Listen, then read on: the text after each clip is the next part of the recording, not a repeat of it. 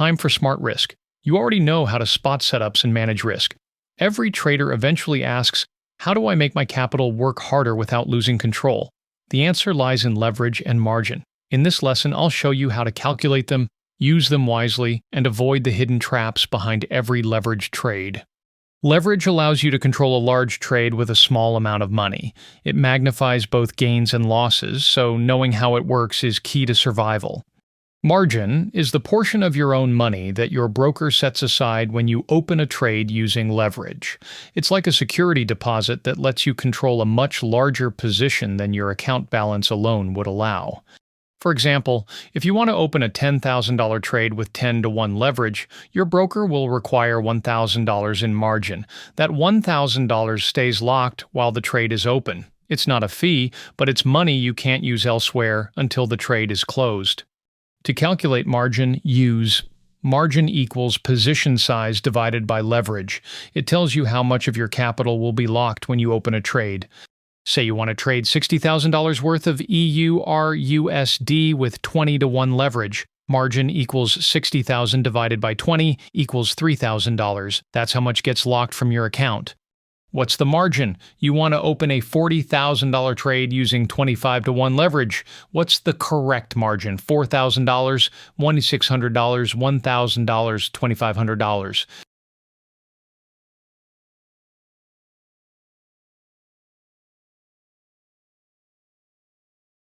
No, the correct answer was $1,600. Incorrect.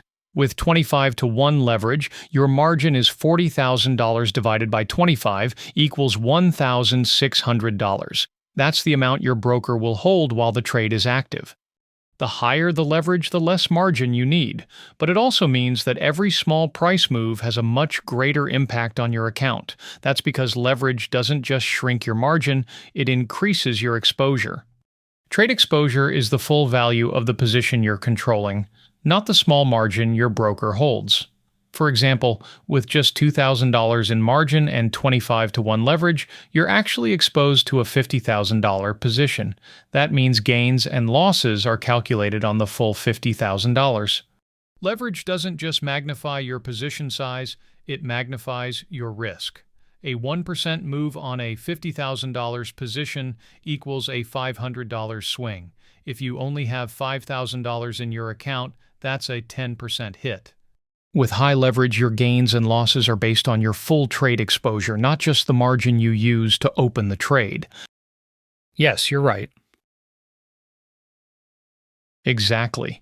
Even if you only use $2,000 in margin, your trade exposure could be $50,000 or more. That's what your gains and losses are based on, not the margin amount. When you open trades, part of your capital is locked as used margin. What's left is your free margin. This is your safety buffer. You need it to open new trades or to cover floating losses. If your free margin runs too low, your trade could be closed automatically. How much margin are you using? You have a trading account with $5,000. You open a position worth $50,000 using 20-to-1 leverage. What are your used margin and free margin? Used $2,500, free $2,500. Used $1,000, free $4,000. Yes, you're right. Well done. Used margin is the amount locked by your broker to keep the trade open. $50,000 divided by 20 equals $2,500. Free margin is what's left. $5,000 minus $2,500 equals $2,500. Now you know how leverage increases exposure and how margin locks up part of your account. But here's the key. Leverage is optional. Just because your broker offers 100, one doesn't mean you should use it. So if leverage is optional, how do you know when you're using it wisely? That's where your broker comes in. Before any trade is opened, the system checks if you have enough margin. They also check if your free margin is strong enough to handle risk. If the answer is no, the trade won't go through. Great job! You now understand how margin and leverage work and why smart use matters. Used well, leverage boosts efficiency. Misused, it leads to fast losses. Next, we'll dive into drawdown management, handling losses, and protecting your capital over time.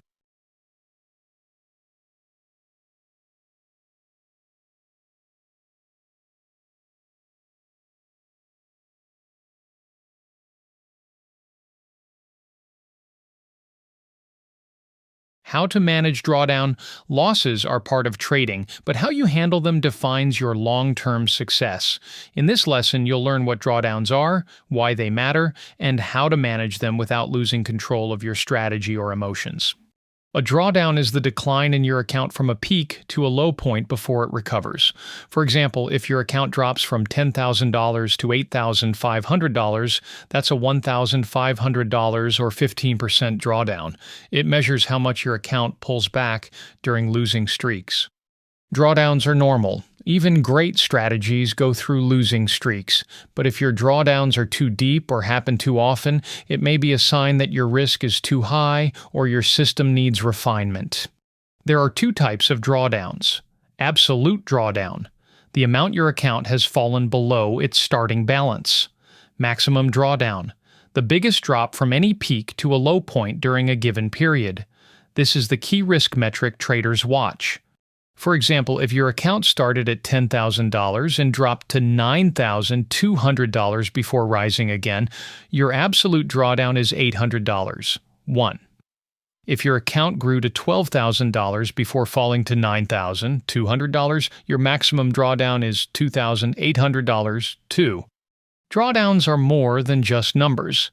They show how much recovery effort you'll need to get back to where you started.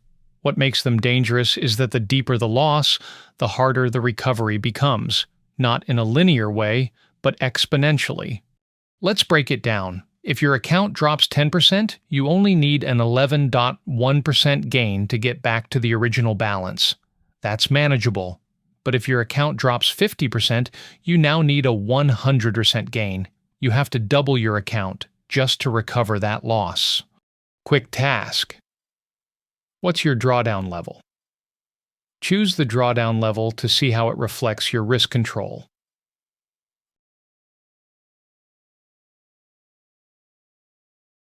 To minimize drawdown, control your risk per trade. If you consistently risk 1% per trade, a 5-trade losing streak means only a 5% drawdown.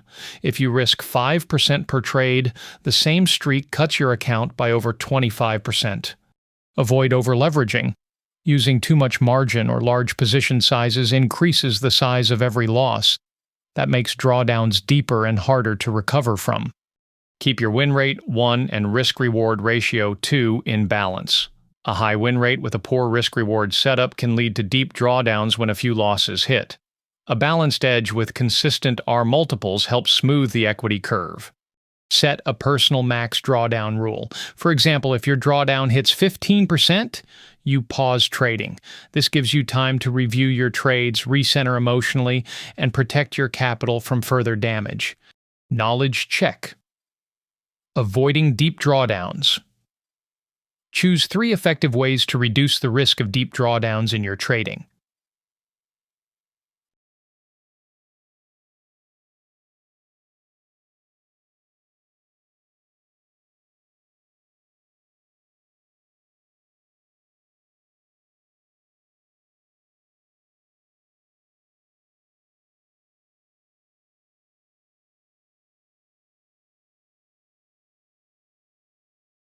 Sometimes, a drawdown tells you it's time to adapt, not quit. Consider small adjustments to your stop-loss placement, trade frequency, or filtering out low. To recover from drawdowns, avoid revenge trading. Don't rush to make back losses with oversized trades. Stay calm, reduce size, and focus on clean setups. The goal is stability, not urgency.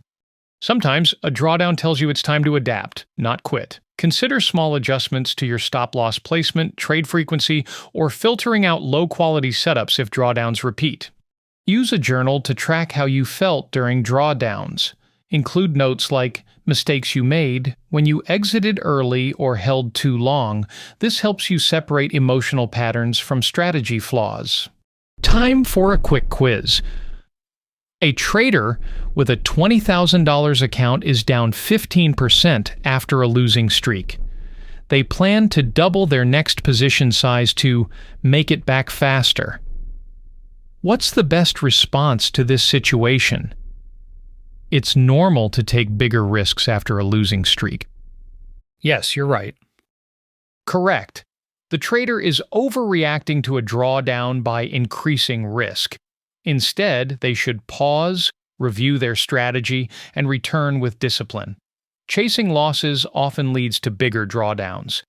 Now you know what drawdowns are, how to manage them, and how to bounce back wisely. Remember, losses don't destroy traders, poor risk habits do. Up next, we'll explore essential risk management formulas to calculate your maximum allowable loss thresholds.